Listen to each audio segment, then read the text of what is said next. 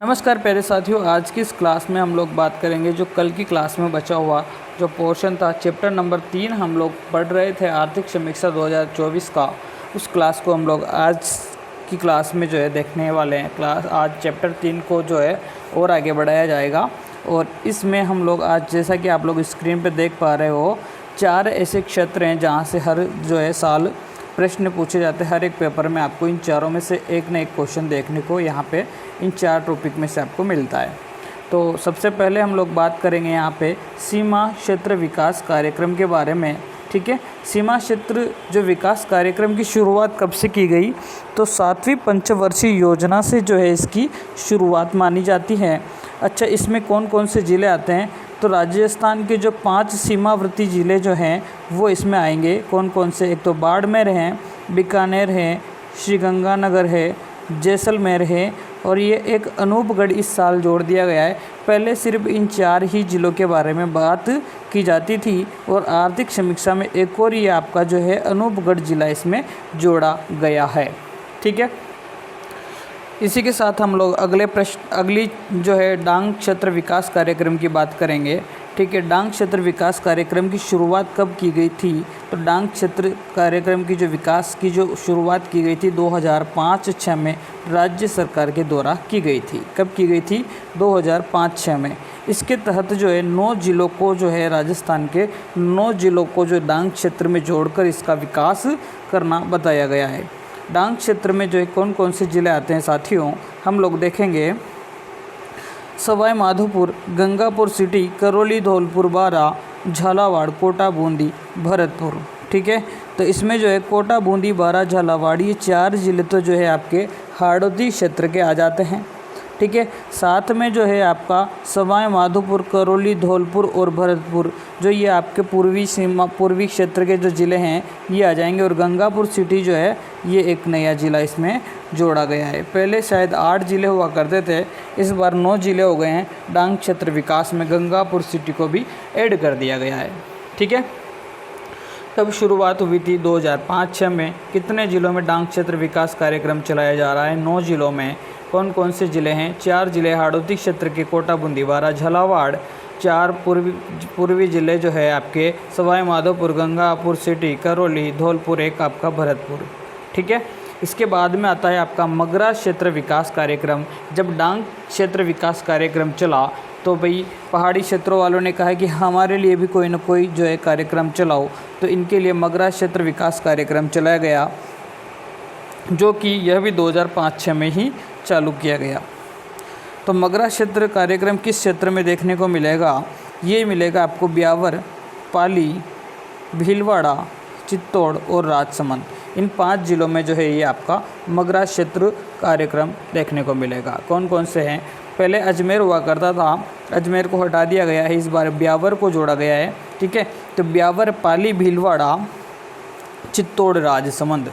ब्यावर, पाली, भीलवाड़ा, चित्तौड़, राजसमंद मगरा क्षेत्र विकास के अंतर्गत आने वाले जिलों के नाम हैं, जो कि 2005 और 6 में चालू किया गया। इसके साथ में मेवात क्षेत्र विकास कार्यक्रम के बारे में बात करेंगे। मेवात क्षेत्र कार्यक्रम काफ़ी पुराना है, 1986-87 में इसकी शुरुआत हो गई थी। सबसे पहले जो है ये अलवर में चलाया गया और भरतपुर में चलाया गया था, परंतु इस बार की आर्थिक समीक्षा ने भरतपुर का कोई जिक्र नहीं किया है। उसकी जगह पर जो है खेरतल, तिजारा तथा डीग क्षेत्र का यहाँ पर जिक्र किया गया है। मेवात क्षेत्र विकास कार्यक्रम के तहत जो है अलवर, खेरतल, तिजारा और डीग के अंतर्गत जो है राज्य सरकार के द्वारा चलाई गई ये मुहिम है। एक बार और हम इसका क्विक रिवीजन करने की कोशिश करेंगे।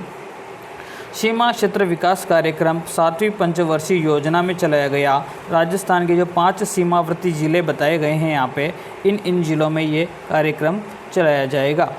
ठीक है, बाड़मेर, बीकानेर, श्रीगंगानगर, जैसलमेर के साथ में एक और ज़िला हमने ऐड किया है अनूपगढ़। ठीक है, तो अभी वर्तमान में ये 5 ज़िलों में जो है चलेगा। डांग क्षेत्र विकास कार्यक्रम 2005-06 से चल रहा है, साथ में मगरा क्षेत्र विकास कार्यक्रम भी 2005-06 से ही निरंतर जारी है।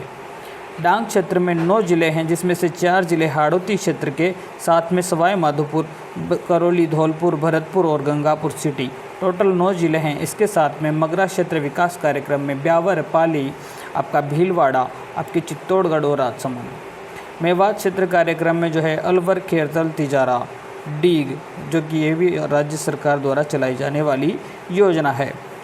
आशा करता हूँ यहाँ तक की बात आपको क्लियर हो गई होगी।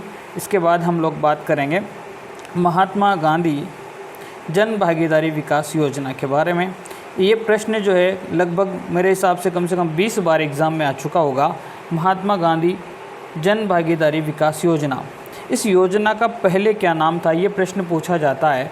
इस योजना का पहले नाम था गुरु गोलवलकर जन भागीदारी विकास योजना, और ये जो है फरवरी 2020 से इस योजना का नाम कर दिया गया है महात्मा गांधी जन भागीदारी विकास योजना। इसके तहत जो है क्या क्या मिलेगा आपको, तो इसके तहत जो है निर्माण कार्य करवाए जाते हैं। निर्माण कार्य मतलब कैसे कि जो है अगर आप शमशान या कब्रिस्तान का निर्माण करवाते हो तो इसमें आपको जो है 90% राशि जो है कौन देगी, राज्य सरकार देगी, प्लस आपको 10% जो है आपको अपने स्तर पर क्या करनी होगी, जुटानी पड़ेगी।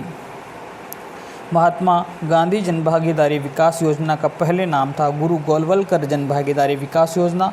फरवरी 2020 से इसे महात्मा गांधी जन भागीदारी विकास योजना का नाम दिया गया।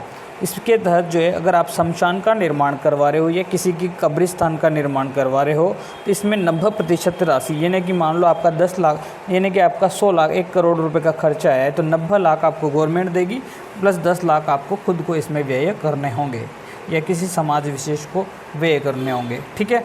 इसके बाद में अगर आप सामुदायिक भवन का निर्माण करवाना चाहते हो तो सामुदायिक भवन के निर्माण में सरकार आपको 70% जो है अंशदान देगी राज्य सरकार, और 30% आपको स्वयं से वहन करना होगा।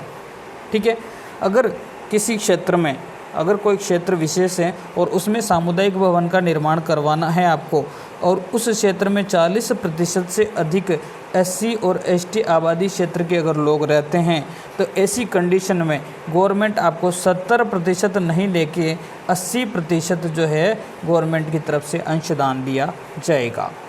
आशा करता हूँ ये पूरी जो है महात्मा गांधी जन भागीदारी विकास योजना आपके समझ आई होगी। इसी के साथ हम लोग अगले और देखते हैं मिशन अमृत सरोवर।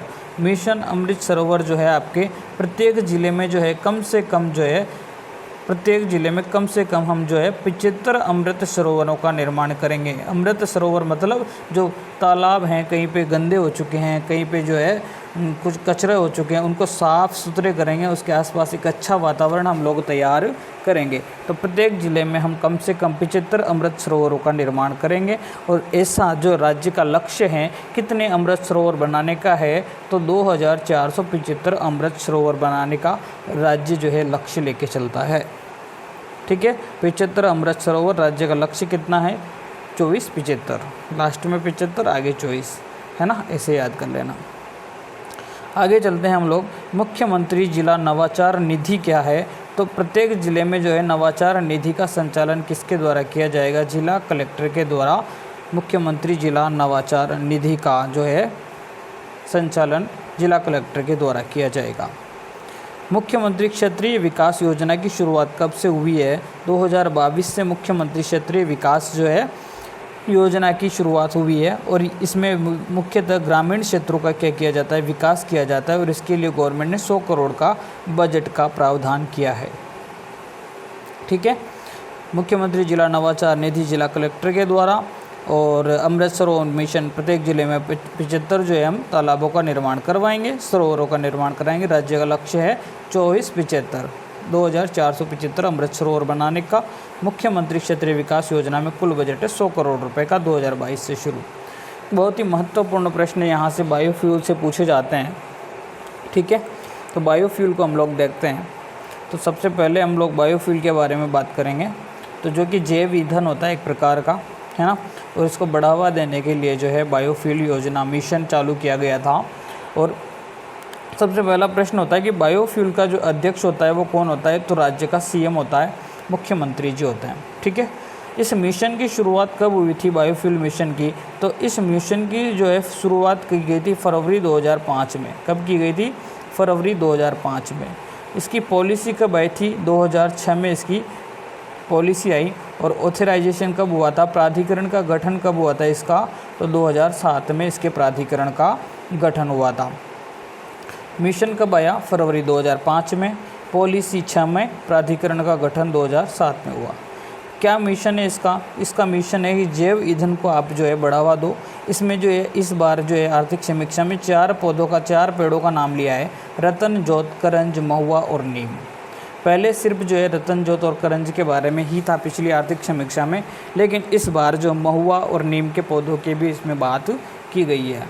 ठीक है, पहले बताया गया था ना कि 12 रतन, जोत के पूर्वी जिलों के ऐसा कुछ 8 है ना, करंज के है ना। तो इस बार जिलों के बारे में कोई विशेष वर्णन नहीं दिया है इन्होंने ये कहा है कि 4 प्रकार के जो है हम पेड़ों का यूज़ ले सकते हैं, रतन, जोत, करंज, महुआ और नीम का। इनका उपयोग करके हम जैव ईंधन को बढ़ावा दे सकते हैं। ठीक है, इसी के साथ में जो राजस्थान बायोडीजल का जो नियम था वो 2019 में लागू हुआ था। इसके तहत क्या था? इसमें राज्य में 12 बायोडीजल फार्म को जो है पंजीकृत किया गया था। तो B100 बायोडीजल फॉर्म है जो है उसमें टोटल 12 बायोडीजल फॉर्म को जो है 2019 के तहत जो नियम है उसके तहत पंजीकृत किया गया है। साथ में इन्होंने 102 बायोडीजल मोबाइल रिटेल आउटलेट भी जो है पंजीकृत किए हैं। ठीक है, तो आप ऐसे याद रखेंगे 12 बायोडीजल फॉर्म है। ठीक है, कितने? 12 तो बायोडीजल फॉर्म है। और मोबाइल की बात करेंगे तो हम इसमें 0 डायल कर देंगे तो कितने हो जाएंगे? 102। कितने हो जाएंगे? 102 बायोडीजल मोबाइल रिटेल आउटलेट पंजीकृत किए जा चुके हैं। ठीक है, ये दोनों लाइन लास्ट की बहुत ही महत्वपूर्ण है, यहाँ से भी प्रश्न पूछा जाता है। राजस्थान बंजर भूमि और चारागाह विकास बोर्ड की स्थापना कब हुई थी? तो इसकी स्थापना हुई थी 22 दिसंबर 2016 को। और इससे भी ज़्यादा इम्पोर्टेंट ये वाला प्रश्न है, क्योंकि बंजर भूमि और चारागाह विकास बोर्ड का पुनर्गठन कब हुआ था? तो 11 फरवरी 2022 को। कैसे याद रखोगे? 11 × 2 22, 11 फरवरी 2022 को। ठीक है, बंजर भूमि चारागाह विकास बोर्ड का पुनर्गठन कब हुआ था? 11 फरवरी 2022 को। इसी के साथ लखपति दीदी योजना काफ़ी ट्रेंडिंग में है, तो इसमें थोड़ा सा फैक्चुअल चीज़ें जो देखने को मिली आर्थिक समीक्षा में। तो लखपति दीदी योजना के तहत जो इन्होंने टोटल 193 मास्टर ट्रेनर्स को जो है ट्रेनिंग दी। कितने को दी? 193 मास्टर ट्रेनर्स को क्या दी? ट्रेनिंग दी। और ये जो 193 मास्टर ट्रेनर हैं ये क्या कर रहे हैं? ये बना रहे हैं लखपति CRP, मतलब कम्युनिटी रिसोर्स पर्सन। और इन्होंने कितने बना दिए? इन्होंने जो है 13,595 जो है लखपति CRP यानी कम्युनिटी रिसोर्स पर्सन को ट्रेनिंग दी। इसके साथ में अगर हम बात करें ऑल ओवर कितनी महिलाओं को लखपति दीदी का जो है प्रशिक्षण दिया जा चुका है, तो 5.25 लाख महिलाओं को जो है लखपति दीदी का प्रशिक्षण यहाँ पे दिया जा चुका है। यहाँ तक की बात एकदम से आपको क्लियर हो चुकी होगी। इसके साथ हम लोग बात करेंगे पंचायती राज के बारे में, और यहाँ से जो है क्वेश्चन आने की संभावनाएं जो है बहुत ज़्यादा होती है। पंचायती राज क्या है? उद्घाटन कब हुआ? क्या क्या इसमें जो है प्रोसेस होती है? किस तरह से जो क्वेश्चन बैठता है? पहला ही प्रश्न यहाँ आ जाता है, उद्घाटन कब हुआ पंचायती राज का? पंचायती राज का उद्घाटन होता है 2 अक्टूबर 1959 को। ठीक है, कहाँ होता है? नागौर के बगदरी गांव में। किसके द्वारा किया जाता है? पंडित जवाहरलाल नेहरू के द्वारा। ठीक है, यहाँ तक की बात आपको समझ आई होगी। पंचायती राज का उद्घाटन 2 अक्टूबर गांधी जयंती के दिन 1959 को नागौर के बगदरी गांव में पंडित जवाहरलाल नेहरू के द्वारा किया जाता है। साथ में अगर इसकी बात की जाए कि पंचायती राज संस्था को संवैधानिक दर्जा कब मिला? पंचायती राज संस्था, ये प्रश्न पूछा जाता है, पंचायती राज संस्था को संवैधानिक दर्जा कब मिला? 24 अप्रैल, ये याद ही कर लो भैया, 24 अप्रैल 1993 को। कब किया गया? 24 अप्रैल 1993 को, जिसकी बात की जाती है आर्टिकल 243G में। आर्टिकल 243G क्या कहता है कि पंचायत की शक्तियाँ क्या है, पंचायत के अधिकार क्या है, इन सब चीज़ों के बारे में कौन बताता है आपको? आर्टिकल 243G के अंदर पंचायत की शक्तियों का वर्णन किया गया है। 24 अप्रैल 1993 को पंचायती राज संस्था को संवैधानिक दर्जा मिला। पंचायती राज का उद्घाटन 2 अक्टूबर 1959 के दिन नागौर के बगदरी गांव में पंडित जवाहरलाल नेहरू के द्वारा किया गया। इसी के साथ में कुछ संवैधानिक संशोधन यहाँ पे देखने को मिलते हैं। क्या क्या संवैधानिक संशोधन हुए, मैं थोड़ा सा इसको इस तरह से कर दूंगा ताकि आपको सारी चीज़ें एक साथ क्लियर हो जाए।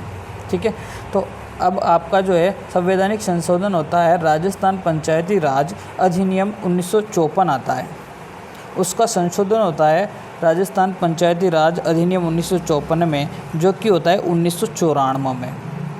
और जो है राजस्थान में जो पंचायती राज नियम लागू होता है वो 1996 में लागू होता है।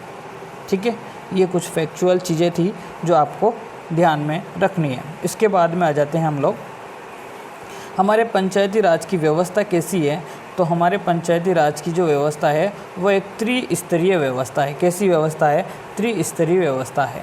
ठीक है, इसके तहत जो है ग्राम पंचायत आएगी, पंचायत समिति आएगी और जिला परिषद आएगी। वर्तमान की स्थिति जो है आर्थिक समीक्षा में बताई गई है। ग्राम पंचायतों की संख्या है आपकी 11,208। कितनी है? 11,208। पंचायत समिति कितनी है? 365। कितनी है? 365। और जिला परिषदों की संख्या बताई गई है 33। कितनी बताइए? 33। आर्थिक समीक्षा के अनुसार ग्राम पंचायतों की संख्या है 11,208, पंचायत समितियों की संख्या बताई गई है 365 और जिला परिषद है आपकी 33। अगर हम बात करें केंद्र की, तो वित्त का डिवीज़न कैसे होगा इनमें, तो केंद्र को मान लो, केंद्र का जो भी वित्त होता है फिक्स वित्त होता है, जैसे कि मान लो 100 करोड़, सपोज दैट। ठीक है, 100 करोड़ रुपए है ना। तो ये निर्धारित किया जाता है किसके द्वारा? 15वें वित्त आयोग के द्वारा, जिसका वर्णन है आर्टिकल 280 में।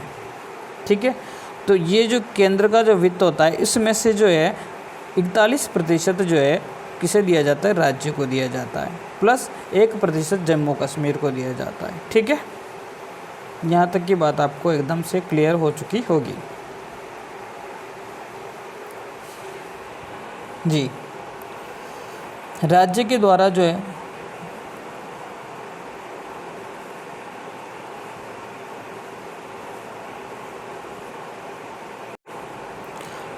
राज्य का जितना भी बजट होता है उसमें से जो है 6.75% जो है पंचायती राज के लिए राज्य खर्च कर सकता है। उनमें से जो है पंचायती राज का आपको 75% जो है स्पेशली पंचायती राज के लिए करेगा और नगरीय निकायों के लिए जो है राज्य खर्च करेगा 24.90%। पंचायती राज के लिए कितना करेगा? 75.10%, जबकि नगरीय निकायों के लिए 24.90% जो है राज्य खर्च कर सकता है। अब ये पंचायती राज में से जो है आपने देखा था अभी, पंचायती राज का जो 75.10% जो बजट है, और प्रत्येक बजट अपने आप में कितना होता है? 100 होता है ना। प्रत्येक बजट अपने आप में 100 होता है। तो ग्राम पंचायतों के लिए 75% करेगा, पंचायत समिति के लिए 20% और जिला परिषद के लिए 5% जो है पैसा यहाँ से खर्च किया जाता है। ठीक है, यहाँ तक की बात आपको समझ में आ गई होगी। केंद्र के द्वारा जो भी राज्य के लिए बजट का प्रावधान किया जाता है उसमें से जो राज्य क्या करेगा? 6% को जो है किस किस में बांटेगा? पंचायती राज और नगरीय निकायों में। ठीक है, उसमें से ये 6.75% को जो है बांटेगा, यानी कि कोई भी वैल्यू है, जैसे मेरे को किसी ने 6% दिया 100 रुपये का, ठीक है, तो मेरे पास 6 रुपये, तो मैं अगर 2 बच्चों में बांटूंगा ना, तो अगर इसको 4 रुपये दूंगा, इसको 2 रुपये दूंगा, क्योंकि मेरा बजट तो कितना है? 6 रुपये ही है ना। समझो मेरी बात को। मेरे कहने का मतलब है कि मेरे पास जो बजट है वो जिनको मैं दे रहा हूँ उनके लिए मेरा ऑल ओवर बजट कितना है? 100% है। ठीक है, तो राज्य के पास जितना भी 6% का जितना भी बजट होगा 6.75% का, उनका उस बजट का 75% पंचायत 75.10% पंचायती राज को और जो है 24.90% नगरीय निकाय को इन्वेस्ट करने के लिए दिया जाता है। पंचायती राज का 75% में जितना भी बजट है उसका ऑल ओवर 100% जो बजट होगा इनका, उसका 75% तो मिलेगा ग्राम पंचायत पर खर्च करने को, 20% मिलेगा पंचायत समिति पर और 5% मिलेगा जिला परिषद पर इन्वेस्ट करने के लिए। ठीक है, ये सीक्वेंस आपको समझ आ गया होगा। ठीक है, यहाँ पे अब हम देखते हैं स्वच्छ भारत ग्रामीण मिशन। स्वच्छ भारत मिशन ग्रामीण को हम लोग देखेंगे। यहाँ पे यहाँ से भी प्रश्न आता है। शुरुआत कब होती है इसकी? शुरुआत होती है इसकी 2 अक्टूबर 2014 को। कब होती है? स्वच्छ भारत मिशन की शुरुआत 2 अक्टूबर 2014 को। कौन सा मंत्रालय चलाता है? जल शक्ति मंत्रालय इसको संचालित करता है। और राजस्थान को ODF मुक्त कर दिया था कब? 31 मार्च 2018 को। कब कर दिया था? मात्र 4 साल में जो है राजस्थान खुला शौच मुक्त हो चुका था। 31 मार्च 2018 को ही जो है राजस्थान को ODF मुक्त कर दिया गया। इसकी 2 फेजें चली है। पहली फेज़ जो थी आपकी 14-15 में शुरू हुआ था से 19-20 तक चली है। और फेज़ सेकंड जो 2020-21 से 2025 तक ये चलने वाली है। इसमें क्या क्या किया जाता है? तो इसमें चाहे परिवार BPL हो या APL हो या कोई ST हो या SC कैटेगरी हो या लघु सीमांत कृषक हो या कोई भूमिहीन मजदूर हो या कोई व्यक्ति विकलांग हो, ठीक है, या कोई महिला हो, है ना, जिनके मुखिया हो, महिला मुखिया हो इनके परिवारों का, तो उनको जो है 12,000 रुपये व्यक्तिगत शौचालय के लिए मिलेंगे। अगर कोई सामुदायिक शौचालय का निर्माण करवाना चाहता है तो ग्राम पंचायत के द्वारा ही किया जाएगा और 3 लाख रुपए जो है ग्राम पंचायत को यहाँ से आवंटित किए जाएंगे, ठीक है। और इसकी 30% राशि जो कौन भुगतेगा? 15वां वित्त आयोग, यानी कि केंद्र सरकार वाला 30% राशि कौन भुगतेगा? इसकी 15वां वित्त आयोग, ठीक है। ये ज़्यादा इम्पोर्टेंट नहीं है, लेकिन इम्पोर्टेंट क्या है, एक तो शुरुआत कब हुई, किस मंत्रालय के द्वारा हुई, और राजस्थान को कब ODF से मुक्त किया गया, ठीक है। फर्स्ट फेज कब हुई, सेकंड फेज कब हुई, कितना रुपए दिए जाते हैं व्यक्तिगत शौचालय के लिए और सामुदायिक शौचालय के लिए कितने रुपए दिए जाते हैं। शुरुआत 2 अक्टूबर 2014 जल शक्ति मंत्रालय के द्वारा, 31 मार्च 2018 को राजस्थान ODF मुक्त। फेज फर्स्ट चलती है 2014-15 से 19-20 और फेज सेकंड चलेगी 20-21 से 2025 तक। साथ में जो है BPL, APL, ST, SC, लघु सीमांत कृषक, भूमिहीन मजदूर, विकलांग, इन सभी का अगर मुखिया जो है, घर का मुखिया अगर महिला है, उस महिला के नाम पर 12,000 रुपये व्यक्तिगत शौचालय के लिए दिए जाएंगे। सामुदायिक शौचालय का अगर आप निर्माण करवाते हो 3 लाख रुपए आपको ग्राम पंचायत के द्वारा इसकी जो है निर्माण हेतु दिए जाएंगे। ओके, ठीक है। इसी के साथ जो है हम लोग कुछ पुरस्कारों की बात यहाँ पे करेंगे, ठीक है।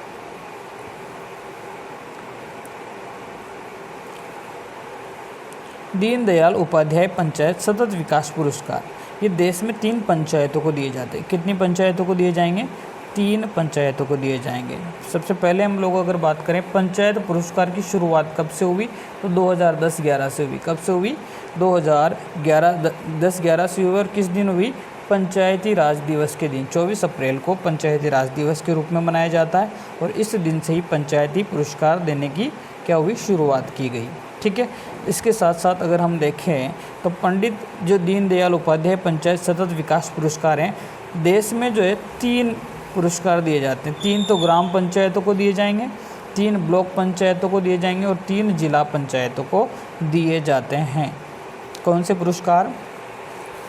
दीनदयाल उपाध्याय पंचायत सतत विकास पुरस्कार, मतलब 3 ग्राम पंचायतों को दिया जाएगा, 3 पुरस्कार जो है ब्लॉक पंचायतों को दिया जाएगा और 3 पुरस्कार जो है जिला पंचायतों को दीनदयाल उपाध्याय पंचायत सतत विकास पुरस्कार के तहत दिए जाते हैं, ठीक है। इसके साथ में अगर हम कुछ और बात करते हैं, इसके साथ में हम लोग बात करते हैं यहाँ पे ग्राम ऊर्जा स्वरोजगार विशेष पंचायत पुरस्कार। तो ये भी देश की 3 ग्राम पंचायतों को जो है ऊर्जा में नवीनीकरण स्रोत अपनाने के लिए जो है दिए जाते हैं, ठीक है। और कार्बन न्यूट्रल विशेष पुरस्कार दिए जाते हैं देश की 3 ग्राम पंचायतों को, जिसमें पूर्ण रूप से कार्बन का जो प्रतिशत मात्रा है उसको शून्य करने में जिन पंचायतों का योगदान है उनको दिए जाएंगे। ऑल ओवर ये जो तीनों पुरस्कार हैं इनके लिए राज्य में 16 पंचायतों की अनुशंसा की गई है, जिसके तहत मतलब अनुशंसा मतलब नाम दिए गए हैं आगे, है ना।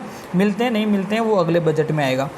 इनमें से 12 पंचायतों की अनुशंसा हमने की है दीनदयाल पुरस्कार के लिए, प्लस 2 ग्राम पंचायतों की अनुशंसा हमने की है ग्राम ऊर्जा स्वरोजगार विशेष पंचायत पुरस्कार के लिए, और साथ में 2 ग्राम पंचायतों की हमने अनुशंसा की है कार्बन न्यूट्रल विशेष पुरस्कार के लिए।